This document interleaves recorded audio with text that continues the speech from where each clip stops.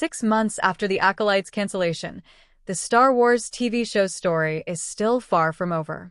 Though Star Wars, The Acolyte was abruptly cancelled after just one season, its story will continue outside Disney+.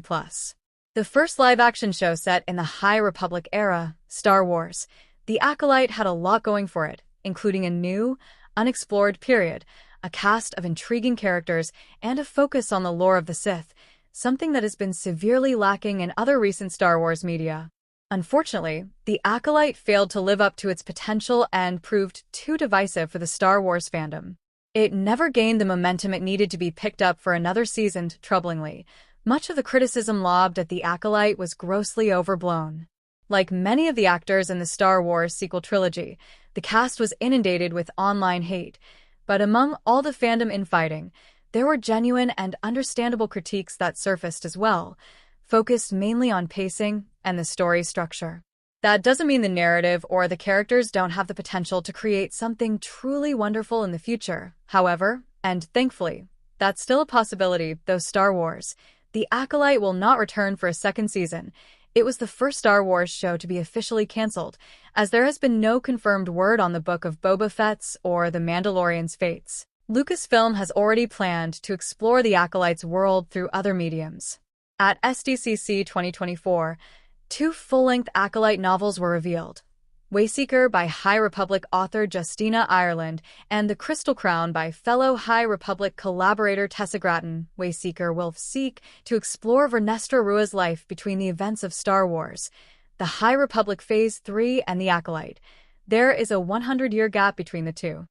For those who've read the High Republic novels, it is clear Vernestra changed a lot after the war with the Nihil, and we can't wait to find out why.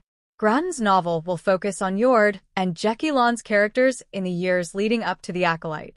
They had an interesting dynamic in the show, so hopefully, we'll find out how that developed, given Star Wars is still committed to exploring The Acolyte's world further in publishing.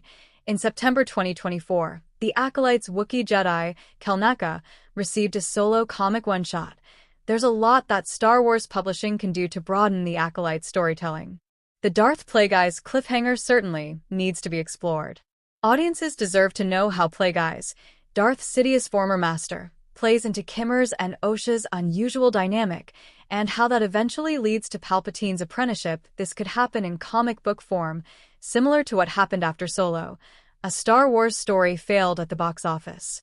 Solo's narrative, especially Chiare's time with the crime syndicate Crimson Dawn, has been thoroughly explored in comics and novels.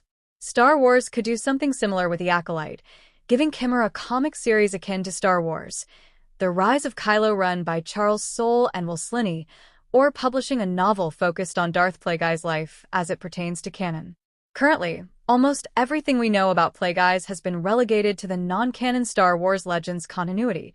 There's plenty left to say.